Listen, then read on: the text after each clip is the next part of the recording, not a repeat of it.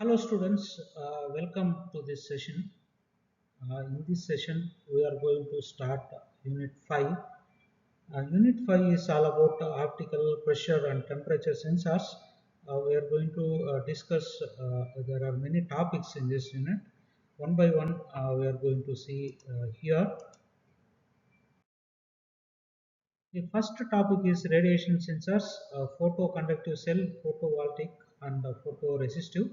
So these sensors I clubbed together as first session. In next session, we are going to see LDR, fiber optic sensors, pressure sensors, temperature sensors, acoustic sensors, flow and level measurement sensors, smart sensors, film sensors, MEMS and nano sensors, laser sensors. So these are the topics which are there in the syllabus. We are going to see one by one in coming sessions. Even though it is 9 hours, it is little bigger unit, vast unit. We will discuss all the topics in detail. So the first is radiation sensors. So almost all photo type sensors are radiation sensors. The classification of radiation sensors are sensistors. So these are also known as sensistors, can be put as follows. The photoelectric cell such as photoemissive cell, the photo EMF cell such as photovoltaic, barrier layer, boundary layer type, and the photoconductive cell such as light sensitive resistors. So these are all the radio sensors, radiation sensors. So we will see all this one by one. So photosensitive devices. The first photosensitive devices can be used to detect the presence of an opaque object by its breaking a beam of light or infrared radiation falling on such a device, or by detecting the light reflected back by the object. The LED here that gives the light, and the object breaks the beam, and the photo detector when there is no receiver, there is no receiving of light, then it means that there is an object. So likewise it detects the object. So here LED photo detector, so object reflects the light, so it is the reflection principle, it works on reflection principle. And photoelectric cell, it came into picture 1889. Photo EMF cell 1876, photoconductive cell 1973. So light sensitive resistors and photovoltaic barrier layer, boundary layer type, and this is photoemissive cell. So photoconductivity is the tendency of substance to conduct electricity to an extent that depends on the intensity of light radiant energy striking the surface. Most semiconductor materials have this property. So that is the photoconductivity. It is the it is having the ability to conduct electricity to an extent that depends on the intensity of light radiant energy striking the surface. So this is the photoconductivity. Typical photoconductive substances consist of germanium, gallium, selenium, or silicon with impurities, also known as dopants, are added. Other common materials include metal oxides and sulfides. So photoconductive cells are photocells. So photoelectric effect that has proved very useful is the photoconductive effect, which is used in photoconductive cells or photocells. In this type of device, the electrical resistance of the material varies with the amount of light striking it. So that is nothing but photoconductive effect.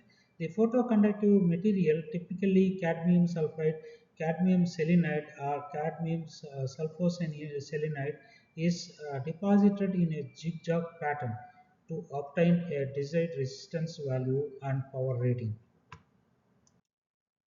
So here you can see this is the pattern, and this is electrode. This is the top view, and this is the side view. You can see photoconductive material. This is the zigzag material, and here you can see the side view, the glass window, the metal case, and ceramic substrate.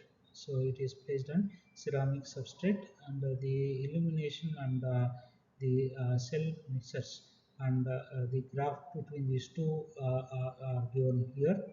The photoconductive cell construction, the resistance versus illumination. So this is the resistance versus illumination graph for different materials.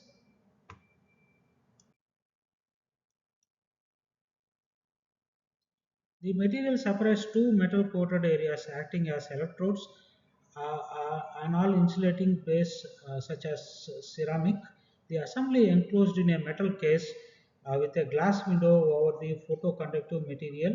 Photo cells of this type are made in a range of sizes having diameters of 1/8 inch to over 1 inch. The small sizes are suitable in equipment for reading punched cards and similar applications. However, the very small units have very low power dissipation ratings. The potentiometer is used to make adjustments to compensate the manufacturing tolerances in photocell sensitivity and relay operating sensitivity. So that is an example. And next, photoconductive cell. So photoconductive cell. Here, the photo cells have the appropriate light shining on it. Its resistance will be low, and the current through the relay will consequently be high enough to operate the relay. So when the resistance is low, it acts like a switch.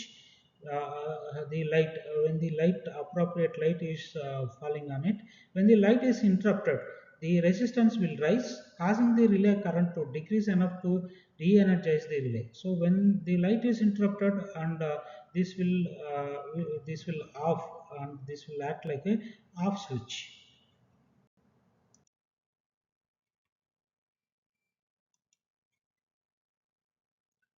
A photovoltaic cell consists of a sandwich construction in which a semiconductor is sandwiched in between a thin transparent metal layer and a metallic base plate. The transparent layer can be of any conducting material. When the light strikes in between barrier between the transparent layer and semiconductor material, a voltage is generated. The resistance R can be adjusted to obtain the output voltage in a linear range of various levels of light intensities. Photovoltaic cells do not require additional battery for operation as they directly provide the electrical output. So that is, it doesn't require any external battery to operate this. They are extensively used in solar cells for converting solar energy into electrical energy.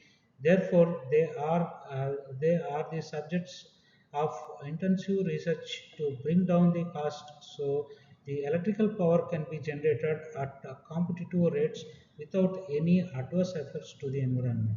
Photovoltaic cells are also used in exposure meters for photographic equipment, and this is next slide. We are going to see its construction. So this is the construction, and the solar cell photovoltaic PV effect. So electricity can be produced from sunlight through a process called PV effect. So that is photovoltaic effect, where photo refers to the light, voltaic to voltage. Solar cell is a device that converts the light energy into electrical energy based on the principles of photovoltaic effect. So here, this is the construction, and this is negative. The voltage is taken from this one end, and this is transparent metal, and this is collector ring, and this is base metal, and this is selenium layer, and this is the barrier, and this is the sandwich construction of photovoltaic cell. And here we are going to see its application. And PV system, and this is the solar array. This is the charge controller. This is DC load. This is battery, inverter, and AC load. So simple layout of PV system and its components.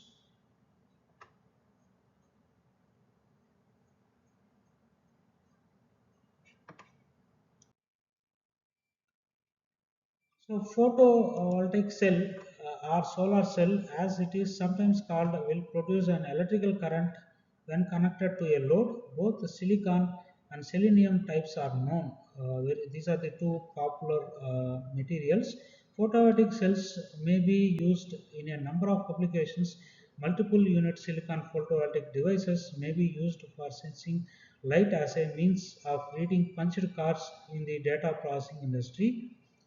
Gold-doped germanium cells with controlled spectral responses act as photovoltaic devices in the infrared region of spectrum and may be used as infrared detectors.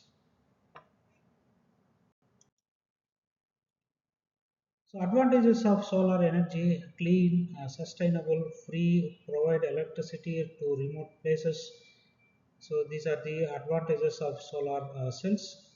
So disadvantages of solar energy is less efficient and costly equipment, part-time. Reliability depends on location, environmental impact of PV cell production, and these are the disadvantages.